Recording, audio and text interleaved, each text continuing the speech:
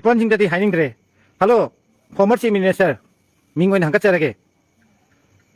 number 1 ꯑꯩꯈꯣꯏꯒꯤ ꯍꯧꯖꯤꯛ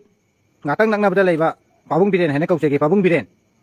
ꯑꯗꯨꯒ ꯍꯥꯟꯅꯒꯤ ꯐꯥꯔꯃꯔ ꯑꯣꯏꯕꯤꯔꯝꯕ ꯀꯣꯡꯒ꯭ꯔꯦꯁꯀꯤ ꯌꯥꯝꯅ ꯗ꯭ꯔꯥꯏ ꯀꯦꯔꯤ ꯇꯧꯕ ꯍꯥꯏꯒꯅ ꯂꯧꯕꯁꯨ ꯌꯥꯔꯦ ꯍꯧꯖꯤꯛꯀꯤ ꯃꯇꯝꯁꯤꯗꯤ ꯗ꯭ꯔꯥꯏ ꯀꯦꯔꯤ ꯇꯧꯕ ꯄꯥꯕꯨꯡ ꯏꯕꯣꯕꯤ ꯅꯪꯁꯨ ꯍꯧꯖꯤꯛ ꯂꯩꯃꯥꯛ ꯄ꯭ꯔꯖꯥꯁꯤꯡꯁꯤꯅ ꯑꯁꯨꯛꯀꯤ ꯃꯇꯤꯛ ꯋꯥꯔꯕ ꯉꯁꯤ ꯑꯗꯨꯛ ꯈꯨꯗꯣꯡꯊꯤꯕꯅ ꯄꯤꯛ ꯊꯜꯂꯕ ꯉꯁꯤꯒꯤ ꯃꯤꯀꯨꯞꯁꯤꯗ ꯅꯣꯏ ꯀꯗꯥꯏꯗ ꯂꯩꯒꯦꯕ ꯅꯣꯏꯅ ꯉꯁꯤ ꯃꯌꯥꯏꯁꯦ ꯂꯦꯞꯇꯅ ꯅꯣꯏꯅꯉꯁꯤ ꯒꯕꯔꯅꯔꯅ ꯀꯧꯕꯗꯤ ꯃꯆꯠꯇ ꯆꯠꯂꯤ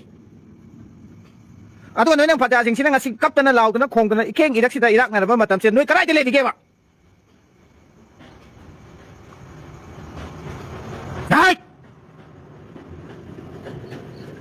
ꯅꯪꯅ ꯀꯔꯤ ꯄꯨꯡ ꯉꯥꯡꯕ ꯕꯤꯃꯣꯟ ꯀꯥꯏ ꯆꯠꯈ꯭ꯔꯦ ꯍꯧꯖꯤꯛ ꯍꯥꯏꯕ ꯌꯥꯗ꯭ꯔꯣ ꯍꯥꯏꯕ ꯌꯥꯏꯒ ꯌꯥꯗꯦꯒ ꯂꯩꯁꯦꯝꯃꯟ ꯁꯅꯥꯖꯥꯎꯕ ꯅꯃꯥꯏ ꯃꯊꯨ MP ꯅꯪꯒꯤ ꯀꯣꯅꯨꯡꯗ ꯒꯦꯠ ꯊꯤꯜꯂꯕ ꯑꯦꯁ ꯀꯤꯡ ꯑꯃ ꯑꯣꯏꯅ ꯅꯪ ꯌꯥꯏ ꯑꯝꯇ ꯌꯥꯗꯦ ꯅꯪ ꯍꯥꯏꯕ ꯌꯥꯗ꯭ꯔꯣ ꯅꯪꯒꯤ ꯁꯦꯀꯨꯔꯤꯇꯤ ꯅꯪ ꯄꯥꯔꯃꯤꯁꯟ ꯄꯤꯕ ꯌꯥꯗꯕ꯭ꯔꯣ ngasi noy tumi lotel leri aduga noy hayeng kai gabana no kau bakai chali no kauraga noy ngasi di praja sing se yadi haibadu noy su yadi hairabani adu su noy su eje pepan na tro noy ngasi simai tokna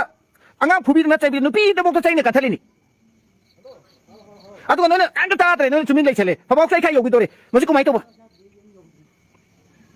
adu noy hayeng ale ga wari mo sajala kani kana da bada people ninge su kwala bisi bokta noy kai gum amata kiliber to bangam dati people ni ko mai hingdori gi haibani da noy bol le pe yo han thok kari no haiba hauki ki nama leba kita matang yeng biraga noy ki politics ki khena bado thado piro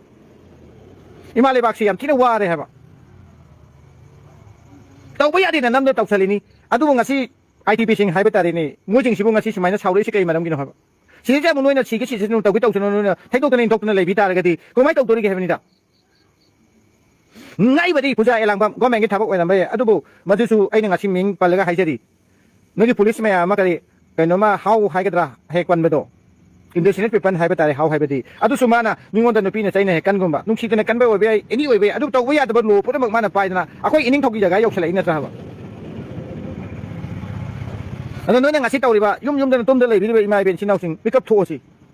ngasi di puna hobina na cheba moi da ngata taina bagi akoi moi da ngata injen bi basu la la haba civil society organization puna mak thamoi singa thabak tawri na hena thamoi singa thabak tawmina ga ya di haba si khangala che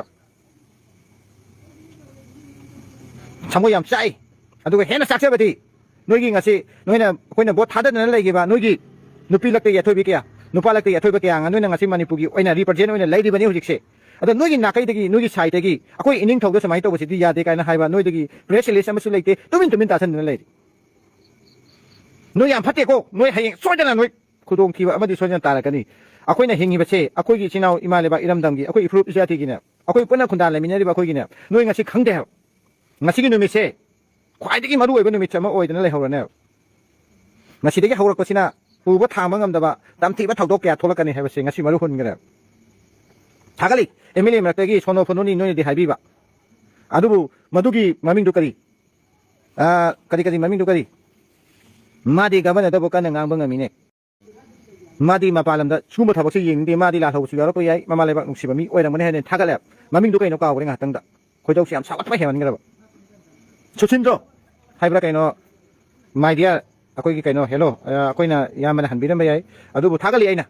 aise nangse kari goba matamda usigi ning thongni kaina mayamna haina bada nangbu usigi ning thongni na khalubana nangdi usigi ning thong oiramdra nang oina thagali ngasi nangumba angang oina larik haiba natra haitaba tongan ba mani mama lebak manam nungsibadi noi gumba yamna important oya lariki manumda mirina haibada nangna gabana da ngasi nangna ngangi ba nangi asengba thamoi khara nangna phongkok jaba ngami do nangi asengba ima lebak nungsibagi thamoi ne haibase akoi kona khange akoi haibadi akoi ka suoide adubu tabada nungai ba libada waidu libada tabada nungai ba do adumai to nang tholo nang dili de ka da base nang sumi se ni hara kana la sinda tholaga nang MLA oido su nangi MLA oibagi minister oibagi nangi quality to mangdana akoi mayam changdana ngakdana honna sage nangna hayo ba akoi na haiba budi nangna haibana khara phani dana tholo gari goma matamda hero sing akoi gi iste thado ko chen gana akoi gi iste thadok na chen ba taraga di hero gi mahuta phata boy na tara ko ya hena su khanbi hojik iste gi thadok na mi amata chatpa yaro manipur gi sesi gi kana go amata na si thadok ko chatpa yaro madu mission ne logune lagi masa ogera prithvi gi masa ogera hojik thoi ba manipur gi irang si gi lo chan bana kana go amata na manipur se thadok ko chatpa yaro masi ayo order ni masi imalebak nung siwagi dotin gi order ne masi kai go masen thok ki ba taraga di madu akoi puna maki dai ta mana pu ga da bana imale baki lam damje thado kana ko amata na ato pe status pe yarwa ငါတို့ကိုင်မဆက်ပတာရကတိမတော့အခုဖုန်းမကီ enemy နဲ့ spy နဲ့လောက်ကနေမရှိ personal နဲ့ဝယ်ဆိုရင်တော့ကနေ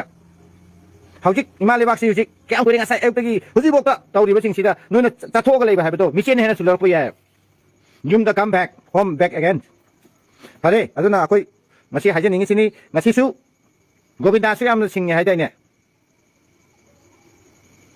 နွေကြီးဖို့မငါတရာသူကပဲကြီးတူဒီနွေတုံငန်းတော့ငါစီဒီ IDP ချင်းချင်းတဟီအနိကမခိုင်တပ်ချာနေ actually ရောက်ရမတမ်စီတာလိုက်ဒီဘချင်းစီတာ ESA နင်းထောအမွေးနာ politically ဝိုင်းနင်းထောမွေးပဲနင်းကမ်တာဟိုက်နန်းတူမင်တာဆက်လိုက်နန်း public company leaders နန်းဟိုက်လို့တနာအဲ့တော့နန်း intelligence နဲ့ police department လေးရှင်းအောင်ရှင်းဟိုက်ဒီကနေတယ်အဲ့တော့မိုင်းကိကနေတော့ခန်းတယ်အဲ့တော့နဲ့နွေစေလာစင်းနဲ့စမိုင်းချုံတော့တဲ့ Mexico ရောက်တယ် Mexico ရောက်တော့ပဒေကြီးဒီနွေနေယူမိုင်းလို့ချက်ချင်း